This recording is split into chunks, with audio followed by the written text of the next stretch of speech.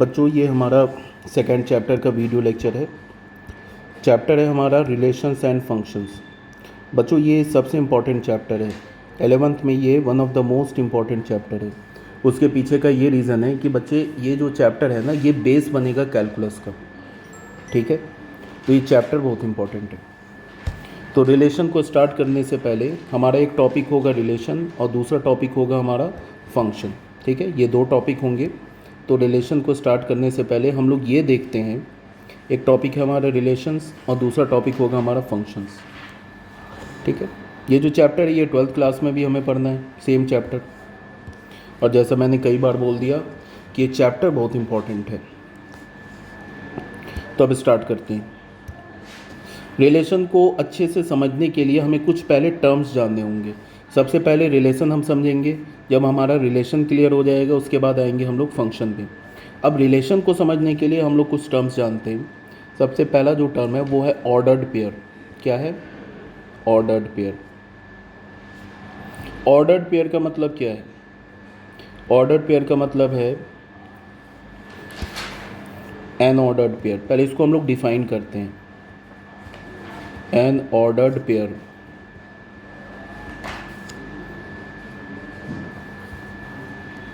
consist of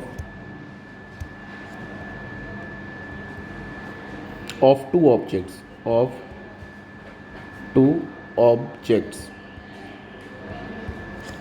or elements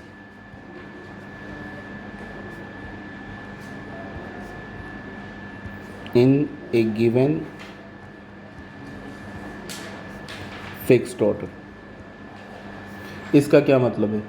किसी भी दो ऑब्जेक्ट को या किसी भी दो एलिमेंट्स को या किसी भी दो नंबर्स को अगर आपने एक फिक्स्ड ऑर्डर में अरेंज कर दिया तो उसे हम क्या बोलेंगे? Ordered pair. ठीक है, अगर किसी भी दो नंबर को या एलिमेंट को या किसी भी ऑब्जेक्ट को अगर आपने एक फिक्स्ड ऑर्डर में अरेंज कर दिया तो उसे हम लोग क्या बोलेंगे? Ordered pair. जैसे फॉर एग्जांपल देख लो, ऑर्डर्ड पेयर को। फर्स्ट एग्जांपल में आते हैं। अगर मान लो हमारे पास, इसको हम ऐसे बोलें कि इफ़, या फिर ऐसे देखो, अगर हम लोग इसको जैसे हमने ले लिया 2,3, तो यहाँ पे हमने दो नंबर्स ले लिए ना, एक तो नंबर 2 ले लिया, दूसरा नंबर 3 ले लिया। इसको हमने क्या किया कि एक फ़िक्स ऑर्डर में रखा। फ़िक्स ऑर्डर में रखने का मतलब ये है कि पहले 2 लिखा है उसके बाद 3 लिखा है।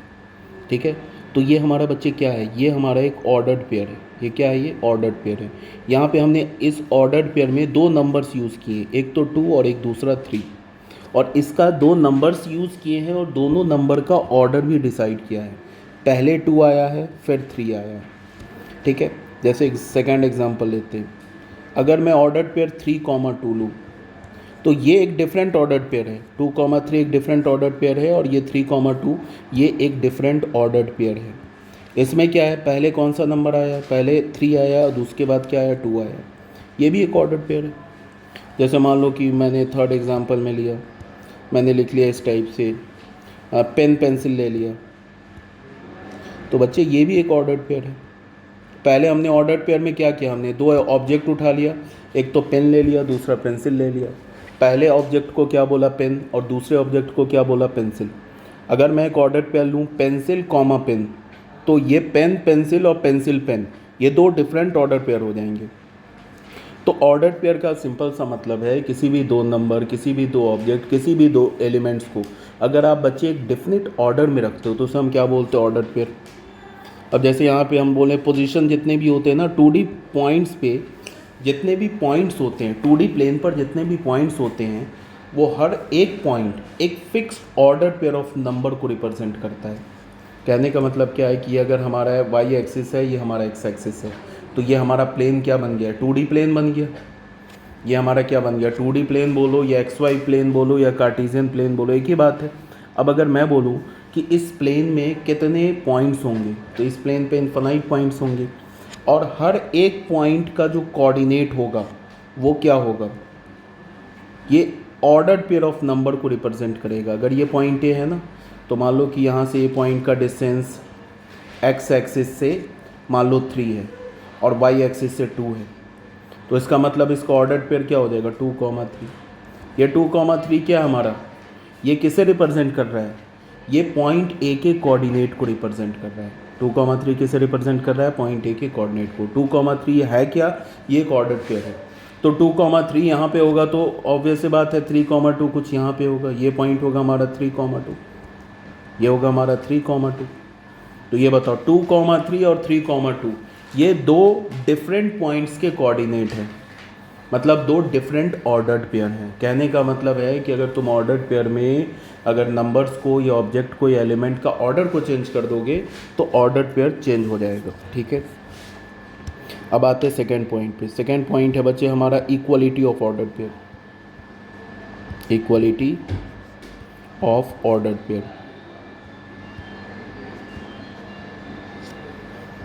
दो ऑर्डर्ड पेयर इक्वल कब होंगे, अगर हमने बोला कि ऐसे लिखा कि ऑर्डर्ड पेयर A1, B1, ये क्या लिखा मैंने, ऑर्डर्ड पेयर लिखा, ये इक्वल है A2, B2 के।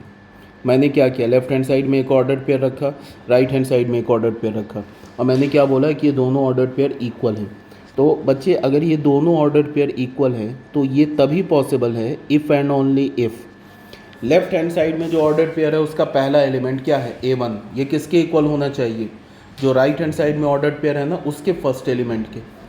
तो A1 A2 के इक्वल होना चाहिए एंड B1 का वैल्यू किसके इक्वल होना चाहिए, B2 के इक्वल होना चाहिए, तभी जाके दोनों ऑर्डर्ड पेयर क्या होगा, इक्वल होगा। ठीक है, तो यहाँ से हम बोल सकते हैं कि 1,1 ऑर्डर्ड पेयर जो है ये नहीं इक्वल है 2,2 ऑर्डर्ड पेयर के। फिर हम बोल सकते हैं कि 1,2 ऑर्डर्ड पेयर नहीं इक्वल है 2,1 ऑर्डर्ड पेयर की। ये सारे ऑर्डर्ड पेयर इक्वल नहीं है। अब एक क्वेश्चन करते हैं, क्वेश्चन नंबर 1 में आते हैं। इसमें बोलते हैं find the values, find the values of A and B if 3A minus 2 and B plus 3 is equals to 2A minus 1 और कॉमा 3। क्या बोला है, find the value of A and B, A और बी का value find out करो। Left hand side में एक order pair दे रखा है, राइट हैंड साइड में एक ऑर्डर पेयर दे रखा है। अगर ये दोनों ऑर्डर पेयर इक्वल हैं then find the value of A and B. तो सिंपल सी बात है, गिवन क्या है हमारे पास, गिवन हमारे पास 3A minus 2 comma B plus 3 is equals to 2A minus 1 comma 3। बेटा ये दोनों ऑर्डर पेयर इक्वल है, तो इसका मतलब कि इस ऑर्डर पेयर का पहला एलिमेंट और इसका पहला एलिमेंट इक्वल होगा। तो यहाँ से हमें क्या मिलेगा, 3A minus 2 is equals to 2A minus 1 and left hand side में जो ऑर्डर पेयर है उसका दूसरा एलिमेंट और राइट हैंड साइड में जो ऑर्डर पेयर है उसका दूसरा एलिमेंट भी इक्वल होगा। B plus 3 किसके इक्वल होगा, 3 के। तो यहाँ से क्या हो जाएगा, 3A minus 2A is equals to क्या हो जाएगा, 2 minus 1 एंड यहाँ से क्या हो जाएगा बच्चे, इस 3 को राइट हैंड साइड में ले जाओ तो B का वैल्यू 0। तो यहाँ से A is equals to 1 and B is equals to 0, A is equals to 1 and B is equals to 0। हो गया, ये आंसर हो गया।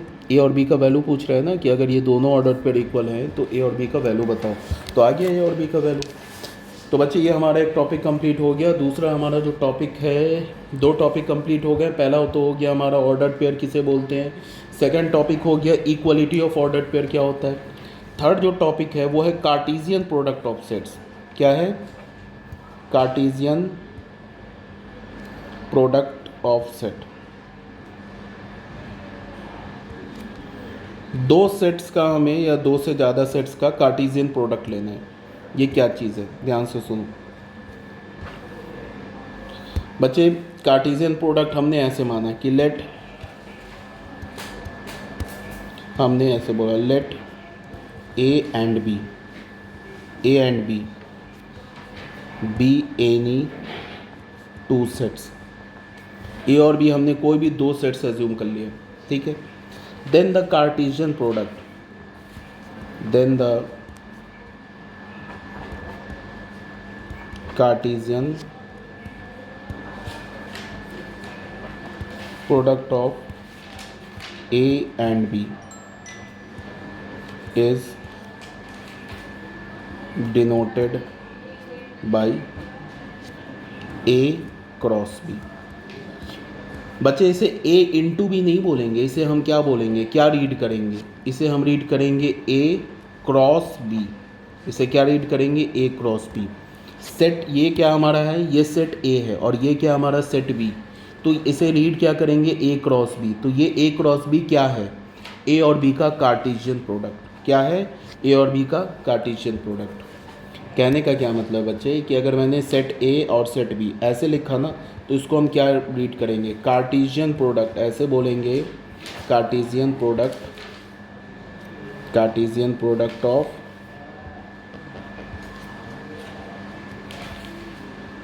Set A and set B।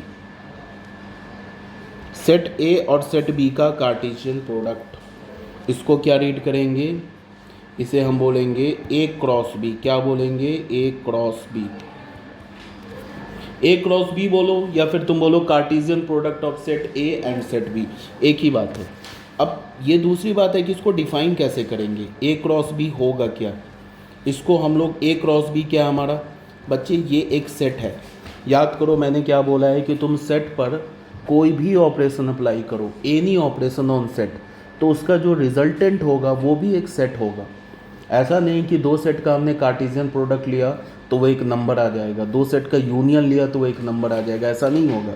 Set पर कोई भी ऑपरेशन अप्लाई करोगे तो क्या होगा, वो एक सेट होगा, सेट, याद रखिएगा इस बात को। तो अगर मैं तुम्हें बोलूँ कि A क्रॉस B क्या है, तो तुम बोलोगे कि A क्रॉस B एक सेट है। अब अगर ये सेट है तो इसको तो हम डिफाइन कर सकते हैं, एक तो रोस्टर फॉर्म में, एक तो सेट बिल्डर फॉर्म में, दोनों फॉर्म में डिफाइन कर सकते हैं। तो मैं A क्रॉस B को सेट बिल्डर फॉर्म में लिख रहा हूँ। देखना, इसको मैंने क्या लिखा, सेट बिल्डर फॉर्म में। इस ब्रैकेट को क्या रीड करते हैं, the set of all ordered pair AB। अभी तक क्या हुआ, the set of all ordered pair AB such that ordered pair का जो पहला एलिमेंट होगा वो पहले सेट से होगा एंड ऑर्डर्ड पेयर का जो दूसरा एलिमेंट होगा वो दूसरे सेट से होगा। ये बात है। क्या लिखा है बच्चे, ये A क्रॉस B लिखा है। इसका क्या मतलब है, इसका मतलब है the set of all ordered pair AB, उन सारे ऑर्डर्ड पेयर AB का सेट बनाओ जिसका ये जो पहला एलिमेंट है ना, ये पहले सेट A से होगा और जो दूसरा एलिमेंट है वो दूसरे सेट B से होगा। बस यही बात है, सिंपल। ठीक है। अब इसका क्या मतलब है, अगर B क्रॉस A लिखता हूँ मैं, अभी समझ में आ जाएगा। B क्रॉस A लिखूँगा तो इसको भी लिखूँगा the set of all ordered pair BA such that, जो पहला एलिमेंट होगा B वो होगा पहले सेट B से एंड जो दूसरा एलिमेंट होगा A वो दूसरे सेट A से होगा। इसको अगर मैं बोलूँ कि क्या रीड करेंगे, मैं बोल रहा हूँ कि उन सारे ऑर्डर्ड पेयर का सेट बनाओ। A क्रॉस B का जो एलिमेंट होगा वो ऑर्डर्ड पेयर में होगा। ठीक है, पहली बात, A क्रॉस B का जो एलिमेंट होगा वो ऑर्डर्ड पेयर में होगा। जैसे हम लोग बोलते हैं ना कि जो पावर सेट का एलिमेंट एक सेट होता है, वैसे ही हम बोलेंगे A क्रॉस B या B क्रॉस A का जो एलिमेंट होगा वो एक ऑर्डर्ड पेयर होगा। तो ये क्या बोल रहा है कि ये बोल रहा है कि उन सारे ऑर्डर्ड पेयर का सेट बनाओ सच डैट ऑर्डर्ड पेयर का जो पहला एलिमेंट हो पहले सेट से हो, दूसरा एलिमेंट दूसरे सेट से हो। अगर अभी बात नहीं समझ में आई तो कोई प्रॉब्लम नहीं है, अभी एक एग्जांपल ले रहे हैं। तो ये A क्रॉस B का डेफिनेशन हो गया, ये B क्रॉस A का डेफिनेशन हो गया। छोटा सा और पॉइंट एक लिख लो, एंड इफ इधर A और B, इधर A और B is a null set, is a null set, then A cross B is equals to B cross A is a null set। मैंने यहाँ पे क्या बोला कि सेट A और सेट B में से कम एक सेट अगर एक नल सेट हो गया तो A क्रॉस B और B क्रॉस A दोनों नल सेट हो जाएगा। अगर सेट A नल हुआ तो A क्रॉस B भी नल होगा। अगर सेट B नल हुआ तो फिर अगेन A क्रॉस B और B क्रॉस A नल होगा। अगर दोनों नल हो गया तो भी A क्रॉस B और B क्रॉस A नल होगा। मतलब अगर A को मैंने फाई ले लूँ एंड जो हमारा B फाई के इक्वल नहीं है तो यहाँ से क्या होगा, A क्रॉस B नल हो जाएगा, ये भी नल हो जाएगा सेट।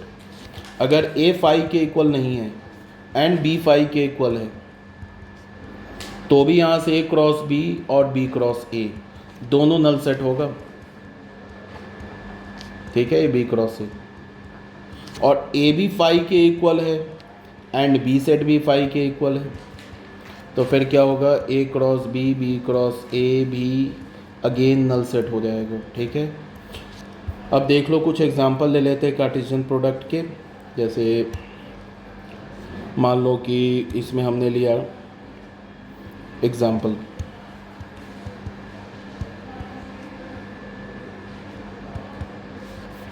अगर बच्चे हमने सेट ए लिया ना, मान लो हमने सेट ए लिया 1 2 3 एंड सेट बी हमने ले लिया 4 5 6, ये 3 सेट ले लिया, सॉरी 2 सेट ले लिया। अब अगर मैं बोलूँ कि इन दोनों सेट का कार्टेशियन प्रोडक्ट लिखो, अगर मैं बोलूँ ए क्रॉस बी लिखो, तो ए क्रॉस बी लिखने का क्या मतलब है कि उन सारे ऑर्डर्ड पेयर का सेट बनाओ। ये क्या ऑर्डर्ड पेयर, सच डैट जो ऑर्डर्ड पेयर का जो पहला एलिमेंट हो वो कैपिटल सेट ए से आए एंड जो दूसरा एलिमेंट हो वो किससे आए, बी से आए। तो देखो ए क्रॉस बी क्या होगा, तुम क्या करो कि जो ए का जो पहला एलिमेंट है ना ये 1, इसको फिक्स करो और इस 1 को एक बार 4 के साथ, फिर इस 1 को एक बार 5 के साथ, एक बार 6 के साथ एसोसिएट करके ऑर्डर्ड पेयर बना लो। कहने का मतलब है कि ऐसे बन जाएगा 1,4 एक ऑर्डर्ड पेयर बन गया, फिर कॉमा, फिर क्या होगा 1,5 ये दूसरा ऑर्डर्ड पेयर बन गया, फिर हो जाएगा 1,6 ये तीसरा ऑर्डर्ड पेयर बन गया। फिर तुम क्या करो, यहाँ पे जो पहला सेट है ना ए, इसका सेकंड एलिमेंट 2 फिक्स कर दो, फिर 2 को एक बार 4 के साथ, एक बार 5 के साथ, एक बार 6 के साथ एसोसिएट करो, तो क्या बन जाएगा 2,4 2,5 2,6 ऐसे बन जाएगा ये। फिर यहाँ पे उठा लो एलिमेंट 3, फिर 3 को 4 के साथ, फिर 3 को 5 के साथ, 3 को 6 के साथ एसोसिएट करके क्या बना लो, ऑर्डर्ड पेयर बना लो। तो क्या बन जाएगा ये 3,4 3,5 एंड 3,6 ऐसे बन गया ना। अब बच्चे ये क्या है, ये जो है हमारा क्या दिख रहा है क्रॉस बी, ये हमारा ए क्रॉस बी आ गया। अब अगर मैं बोलूँ कि ए क्रॉस बी का जो एलिमेंट है, पहला एलिमेंट क्या है, तो इसका पहला एलिमेंट ये ऑर्डर्ड पेयर है। इस ए क्रॉस बी के सभी एलिमेंट किस में होंगे, ऑर्डर्ड पेयर में होंगे, याद रखना। ये भी ऑर्डर्ड पेयर, ये सभी ए क्रॉस बी के एलिमेंट, ये सभी क्या है, ए क्रॉस बी के एलिमेंट है, याद रखिएगा इस बात को। तो अगर मैं बोलूँ कि बताओ कि ए क्रॉस बी का कार्डिनल नंबर क्या है, कितने एलिमेंट है ए क्रॉस बी के, तो टोटल 9 एलिमेंट्स है। देख लो 1 2 3 4 5 6 7 8 9 एलिमेंट्स है। तो क्या मैं इसको लिख सकता हूँ number of element in A into number of element in B. Number of element A और नंबर ऑफ एलिमेंट बी को मल्टीप्लाई कर दो तो किस में नंबर ऑफ एलिमेंट आ जाएगा, ए क्रॉस बी में। अब अगर बच्चे मैं तुम्हें बोलूँ कि बी क्रॉस ए निकालो, तो बी क्रॉस ए का मतलब क्या है, उन सारे ऑर्डर्ड पेयर बी ए का सेट बनाओ सच डैट जो बी है वो ए सेट से आए एंड ए जो है वो किस से आए, बी सेट से आए, यही बोल रहे हैं ना। तो बी क्रॉस ए का मतलब क्या है, बी क्रॉस ए, इसका मतलब है कि पहले क्या लिखोगे, बी सेट, पहले लिखा तुमने 4, फिर लिखा 5, फिर लिखा 6 क्रॉस ए क्या हो जाएगा 1 2 3 ऐसे ले लिया हमने। अब बच्चे अगर इसका तुम लोगे क्रॉस प्रोडक्ट लोगे तो फिर वही बात, पहले क्या करोगे 4 को फिक्स कर दोगे, फिर 4 को एक बार 1 के साथ एसोसिएट करो, एक बार 2 के साथ, एक बार 3 के साथ, 3 ऑर्डर्ड पेयर बन जाएंगे। फिर 5 को 1 के साथ, 2 के साथ, 3 के साथ, फिर 6 को 1 के साथ, 2 के साथ, 3 के साथ। तो यहाँ पे क्या बन जाएगा ऑर्डर्ड पेयर, यहाँ पे बन जाएगा 4,1 4,2 4,3, फिर क्या बनेगा 5,1 5,2 5,3 ये बन गया। फिर बना दें 6 के साथ तो ये क्या बन जाएगा 6,1 6,2 6,3 6,3 ये हमारा क्या बन गया, बी क्रॉस ए। अब इसको हमने सेकंड इक्वेशन मान लिया, बी क्रॉस ए को, ए क्रॉस बी को फर्स्ट इक्वेशन मान लिया। तो बच्चे सबसे पहले नोटिस करने वाली बात क्या है, नोटिस करने वाली बात है कि जो ए क्रॉस बी सेट है या Cartesian product of A cross B is not equals to Cartesian product of B cross A. इसका मतलब क्या है, Cartesian product of two set is not commutative in general. Cartesian product of two sets is not commutative, not commutative in general. In general का मतलब है generally का दो product दिए, दो सेट्स का कार्टेशियन प्रोडक्ट कम्यूटेटिव नहीं होता है. A cross B is not equals to B cross A, याद रखिएगा पहली बात. और ए क्रॉस बी और बी क्रॉस ए, इन दोनों में नंबर ऑफ एलिमेंट कैसे निकालेंगे? ए क्रॉस बी का नंबर ऑफ एलिमेंट निकालो या बी क्रॉस ए का नंबर ऑफ एलिमेंट निकालो. इसमें सिंपली इन दोनों का नंबर ऑफ एलिमेंट क्या होगा? Number of element in A into number of element in B. ये भी फॉर्मूला याद रखेंगे. अगर मान लो सेट ए में पी एलिमेंट्स हैं, ठीक है, एंड सेट बी में क्यू एलिमेंट्स हैं, एज्यूम कर लिया, तो number of element in A cross B क्या होगा? ए क्रॉस बी या number of element in B cross A, इन दोनों में नंबर ऑफ एलिमेंट क्या होगा? यही होगा ना, number of element in A into number of element in B. तो number of element in A क्या है हमारा? P into Q. तो अभी तक मैंने क्या बोला कि ए क्रॉस बी कैसे लिखते हैं, बी क्रॉस ए कैसे लिखते हैं, ये बताया. फिर मैंने बताया कि ए क्रॉस बी और B cross A in general equal नहीं होते, ठीक है. Means Cartesian product of two set is not commutative in general, A cross B. ये हो गई.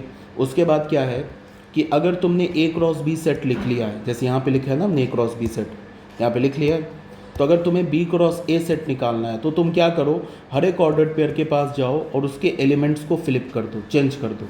मतलब कि 5 को 1 पे ले आए और 1 को 5 पे ले आए. ये हर एक एलिमेंट के साथ करो, हर एक ऑर्डर्ड पेयर के साथ करो. जैसे ये 1 में को इधर ले आओ और 6 को इधर ले आओ, 2 को इधर ले आओ और 4 को इधर ले आओ. ऐसा करने पे तुम्हें क्या होगा कि ए क्रॉस बी से तुमने क्या लिख लोगे? B cross A. समझ में आ रही बात क्या बोल रहा हूँ? मैं बोल रहा हूँ कि अगर तुमने ए क्रॉस बी लिख लिया है और तुम्हें लिखना है बी क्रॉस ए, तो तुम्हें करना क्या है? ए क्रॉस बी जो के जितने भी ऑर्डर्ड पेयर हैं ना, उसके एलिमेंट को फ्लिप कर दो, तो तुम्हें क्या मिल जाएगा? B cross A. ये तो बच्चों हो गया Cartesian product of two sets. अब आते हैं Cartesian product of three sets. इसको भी देख लो क्या है ये कौन सा हमारा तीसरा पॉइंट हो गया. और चौथा पॉइंट में आ जाओ, Cartesian product of three sets. Cartesian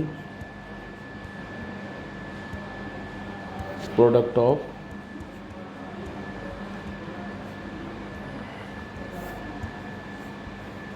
तीन सेट का कार्टेशियन प्रोडक्ट कैसे निकालते हो, ठीक है. तो उसके लिए हमने ऐसे लिखेंगे. अब थ्री सेट में बच्चे ऑर्डर ट्रिपलेट आ जाएगा. ऑर्डर ट्रिपलेट का क्या मतलब है वो देख लो. हमने मान लिया कि let A B and C be any three sets, तीन सेट्स मान लिए. अब बच्चे अगर मैं ऐसे लिखूँ ना, A cross B cross C, इसको हम क्या बोलेंगे? रीड कैसे करेंगे? A cross B cross C, इसे हम क्या बोलेंगे? इसे हम बोलेंगे Cartesian product of sets A B and C. A B and C इन तीनों सेट का कार्टेशियन प्रोडक्ट. पहली बात हो गई. दूसरी बात क्या है हमारे पास कि कैसे निकालेंगे? ए क्रॉस सी को डिफाइन कैसे करेंगे? ए क्रॉस बी क्रॉस सी, जैसे इसमें हमने ए क्रॉस बी को कैसे डिफाइन किया था यहाँ पे बच्चे? ऑर्डर्ड पेयर बनाते थे ना, इसमें ऑर्डर ट्रिपलेट बनाएंगे. ए क्रॉस सी को डिफाइन ऐसे करेंगे, the set of all ordered triplet A B C such that, जो पहला एलिमेंट ए होगा ना, ये पहले सेट से आएगा ए से, फिर जो दूसरा एलिमेंट बी होगा वो दूसरे सेट से आएगा बी से, और जो तीसरा एलिमेंट सी होगा वो तीसरे सेट से आएगा. तो ये हमारा क्या हो जाएगा? ए क्रॉस सी. अभी अगर नहीं समझ में आए तो कोई टेंशन नहीं है, अब एग्जाम्पल लेते हैं. फॉर एग्जाम्पल,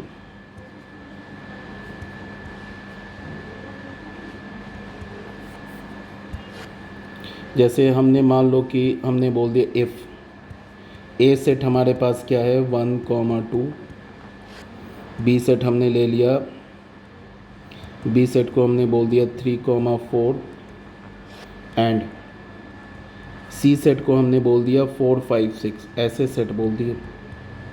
देन अब बच्चे अगर तुम्हें मैंने बोला ना ए क्रॉस बी क्रॉस सी निकालो, ठीक है, तो तुम कैसे निकालोगे?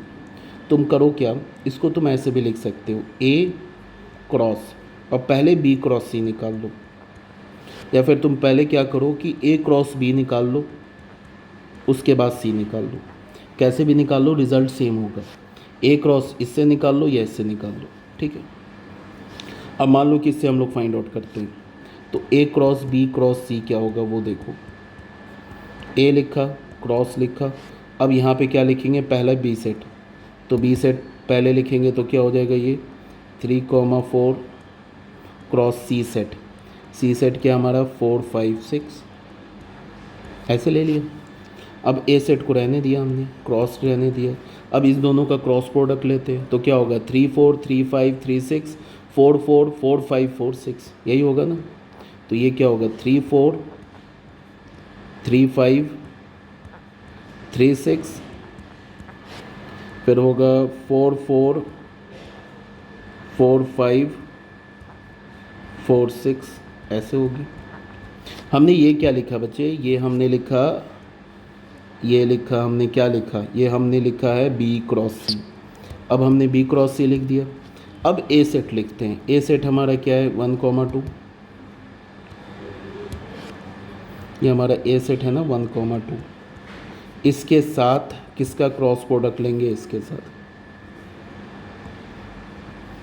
इसका मतलब क्रॉस प्रोडक्ट। अब देखो तुम करोगे क्या, सेट ए का पहला एलिमेंट उठाओगे 1, बात को सुनना ध्यान से, ये 1 को उठाएंगे, 1 को एक बार इस जो ऑर्डर पे रहना 3,4 इसके साथ एसोसिएट करेंगे, फिर 1 को 3,5 के साथ, फिर 3,6 के साथ, फिर 4,4 के साथ, फिर 4,5, फिर 4,6, फिर 2 उठाओगे, 2 को 3,4 इन सभी के साथ एसोसिएट करोगे और लिखोगे कहाँ, वो लिखोगे ऑर्डर ट्रिपलेट में।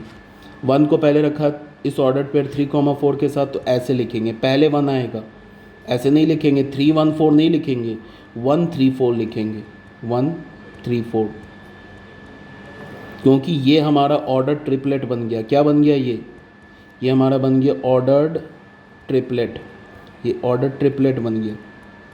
अब इस ऑर्डर ट्रिपलेट का जो पहला एलिमेंट पहले सेट ए से आना चाहिए, अगर तुमने इसको 3 1 4 कर दिया ना, गड़बड़ हो जाएगा। इस ऑर्डर ट्रिपलेट का पहला एलिमेंट सेट ए से, दूसरा एलिमेंट सेट बी से एंड तीसरा एलिमेंट सेट सी से, इस बात को ध्यान में रखना है।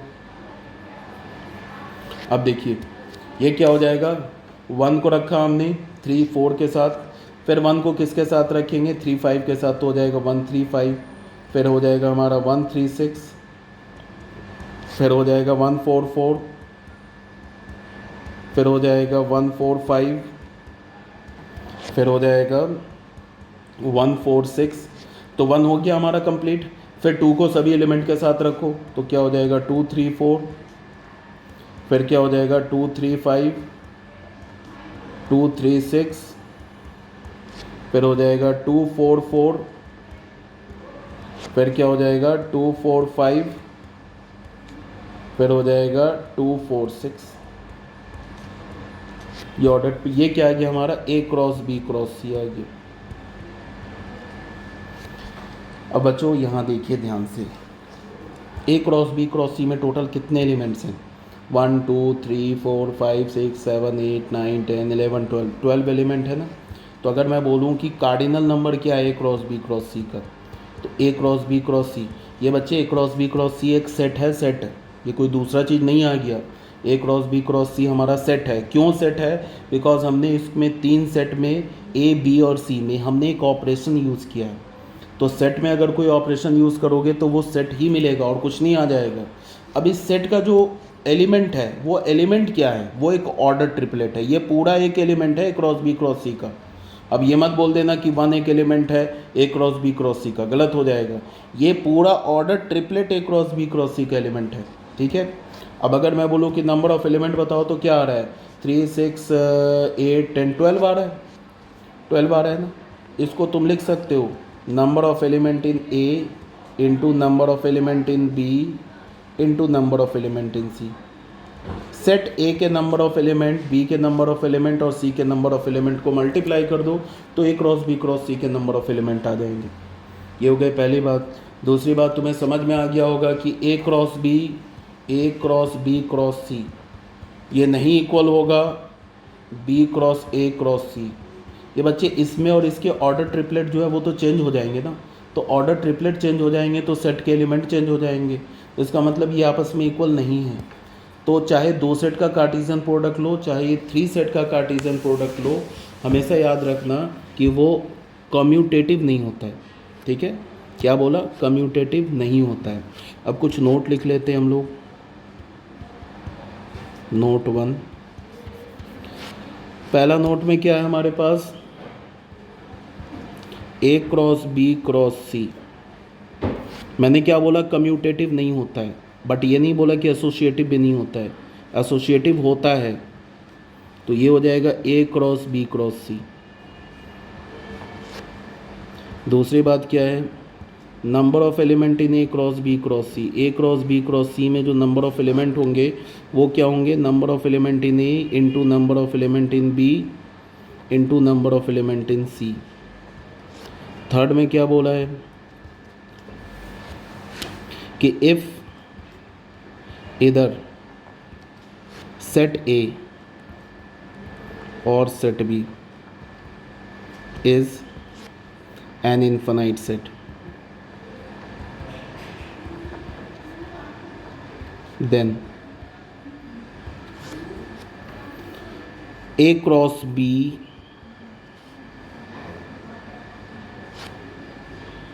if set A or set B and B cross A is an infinite set.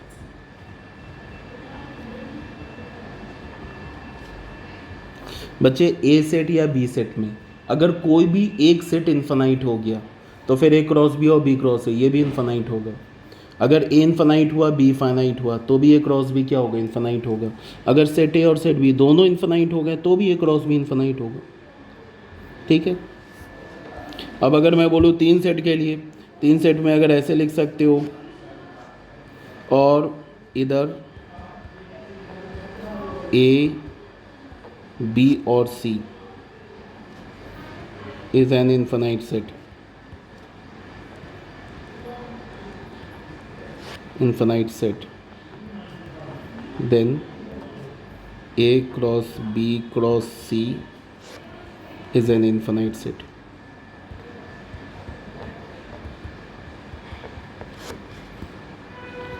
अब यहाँ पे क्या बोला बच्चे कि यहाँ पे अगर A B C तीनों में से कोई भी एक सेट या 2 सेट या तीनों सेट इन्फानाइट हो गया तो फिर ए क्रॉस बी क्रॉस सी ले लो, बी क्रॉस ए क्रॉस सी ले लो, सी क्रॉस ए क्रॉस बी ले लो, सभी क्या होगा?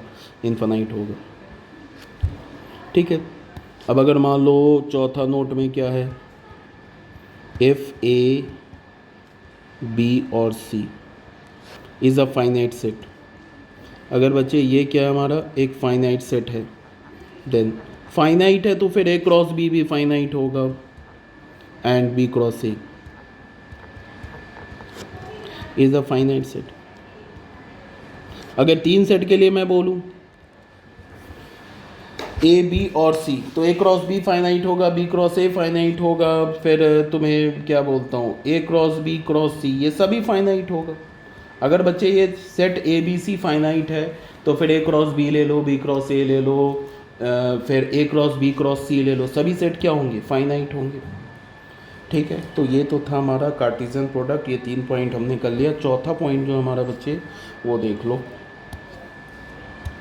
चौथा जो पॉइंट है वो है हमारा ग्राफिकल रिप्रेजेंटेशन।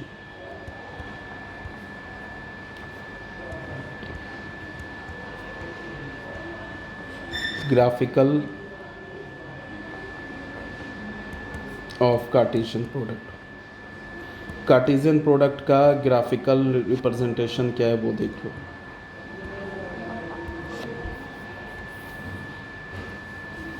इसको ना मैं क्वेश्चन से समझाता हूँ।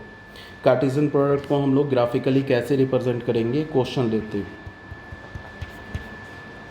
मान लेते हैं कि इफ़ हमारे पास एक सेट दे रखा है 1 2 3 एंड एक भी हमारे पास सेट दे रखा है 2 4। Find A cross B and show it graphically. A cross B and B cross C, A cross B and B cross A and show it graphically. Graphically से दिखाओ, देखिएगा ध्यान से। सबसे पहले बच्चे ए सेट और बी सेट क्या गिवन है हमारे पास। ए सेट क्या गिवन है 1 2 3 एंड बी सेट क्या गिवन है, बी सेट है हमारे पास 2 4। तो ए क्रॉस बी क्या होगा, 1 को 2 4 से, फिर 2 को 2 4 से, फिर 3 को 2 4 से एसोसिएट करके ऑर्डर पेयर बना लेंगे। 1 2 1 4, फिर क्या होगा 2 2 2 4, फिर क्या होगा 3 2 3 4 3 2 3 4, ऐसे आ गया ये। बी क्रॉस ए क्या होगा, पहले भी बी क्रॉस ए का मतलब पहले 2 सेट 3 2 4 लेंगे, फिर क्या होगा 1 2 3 लेंगे। तो ये क्या हो जाएगा, 2 को करेंगे 1 2 3 के साथ एसोसिएट, फिर 4 को करेंगे तो क्या हो जाएगा 2 1 2 2 और 2 3, फिर क्या हो जाएगा 4 1 4 2 और 4 1 4 2 और ये क्या हो जाएगा 4 3। बस हो गया। ये हमने ए क्रॉस बी लिख लिया, बी क्रॉस ए। इसमें तो कोई नई बात अभी नहीं सीखी हमने। अब इसको हम लोग ग्राफ में कैसे रिप्रेजेंट करेंगे वो देखते हैं। हम लोग क्या करेंगे, ये देखिए, सबसे पहले ए क्रॉस बी को ग्राफ में रिप्रेजेंट करते हैं। तो पहले क्या लिखा ए, तो पहले ए लिखा है ना, तो ए के एलिमेंट को लिखेंगे एक्स एक्सिस पे, और उसके बाद लिखा है बी, तो बी के एलिमेंट ये जो है ना 2 4, इसको लिखेंगे वाई एक्सिस पे। तो 1 यहाँ, 2 यहाँ और 3 यहाँ, और यहाँ पे 2 यहाँ, 2 एलिमेंट है ना, ए में तो 1 2 3 है, तो 1 2 3 को एक्स एक्सिस पे लिख दिया, और बी में क्या 2 4, तो 2 4 को हमने वाई एक्सिस पर लिख दिया। अब बच्चे इनसे ना हम लोग लाइन ड्रॉ करेंगे। यहाँ से 2 हॉरिजॉन्टल लाइन ड्रॉ किया, 1 से 2 वर्टिकल लाइन ड्रॉ किया, ठीक है, ऐसे करके। तो ये किस पॉइंट पे कट हो रहा है, यहाँ पे ये सारे पॉइंट पे कट हो रहा है ना, तो ये जो पॉइंट हो गया हमारा क्या हो गया, बस इतना ही। ये सारे बच्चे कार्टेशियन प्रोडक्ट के एलिमेंट को, ए क्रॉस बी के एलिमेंट को रिप्रेजेंट कर रहे हैं। कहने का मतलब है ये पॉइंट क्या है, ये पॉइंट 1 4 है, ये पॉइंट क्या है 1 2 है, ये क्या है 2 2 है, ये क्या हमारा 2 4 है, ये क्या हमारा 3 4 है, ये क्या हमारा 3 2 है। तो बेटा ये हो गया हमारा ए क्रॉस बी का ग्राफिकल रिप्रेजेंटेशन, ठीक है। अब अगर हमें करना है बी क्रॉस ए का ग्राफिकल रिप्रेजेंटेशन, तो सेम लॉजिक से हम लोग क्या करेंगे। अब यहाँ पे पहले तो आ रहा है बी और फिर आ रहा है ए, तो बी को कहाँ रखेंगे, बी को इस बार रख लेंगे एक्स एक्सिस पे, और ये अगर बी क्रॉस ए की बात करते हैं तो बी को पहले एक्स एक्सिस पे रखेंगे। तो बी में क्या है 2 4, तो 2 यहाँ पे होगा, 4 यहाँ पे होगा। ए में क्या 1 2 3, तो यहाँ 1 ले लिया, यहाँ 2 ले लिया, यहाँ 3 ले लिया। फिर बच्चे लाइन ड्रॉ कर लिया पैरेलल, ऐसे ऐसे करके ना लाइन ड्रॉ कर लिया। यहाँ पे ये हो गया लाइन, यहाँ पे ऐसे करके लाइन ड्रॉ कर लिया।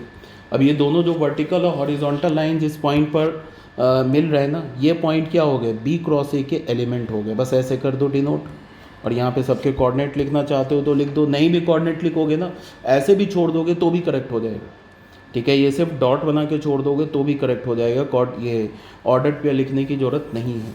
अगर लिख दोगे तो अच्छी बात है। ये क्या हो जाएगा 2 3, ये क्या हो गया 2 2, और ये क्या हो गया 2 1, ये क्या हो गया 4 3, और ये क्या हो गया 4 2, और ये हो गया 4 1।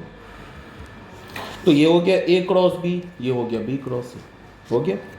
ये तो था हमारा क्या ग्राफिकल रिप्रेजेंटेशन। 5th में आते हैं डायग्रामेट्रिक रिप्रेजेंटेशन। क्या है diagrammatic representation of Cartesian product.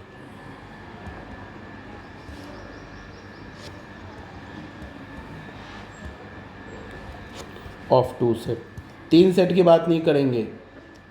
अगर तुम्हारे दिमाग में ये आ रहा है ना कि सर 2 सेट का तो आपने ग्राफिकल रिप्रेजेंटेशन बताया, बट 3 सेट का ग्राफिकल रिप्रेजेंटेशन क्या होगा, तो उसकी बात नहीं करेंगे, वो हमारे सिलेबस से बाहर है।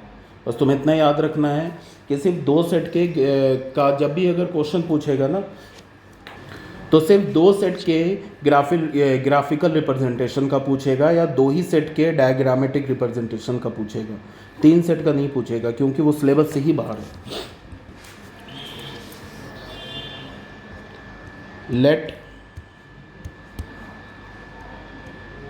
हमने सेट ए ले लिया 1 3 5 एंड बी ले लिया हमने, क्या बी हमने ले लिया ए कॉमा बी। अब अगर इसको तुम्हें रिप्रेजेंट करना है ए क्रॉस बी और बी क्रॉस को ए को डायग्राम के थ्रू, तो यहाँ पे तुम क्या करोगे कि 2 ऐसे करके बना लोगे ओवल, इस टाइप का 2 ओवल बना लिया, एक बड़ा ओवल, दोनों सेम साइज़ का ओवल बना लिया। एक ओवल सेट ए को रिप्रेजेंट कर रहा है, दूसरा ओवल जो है वो सेट बी को रिप्रेजेंट कर रहा है। ठीक है, देखना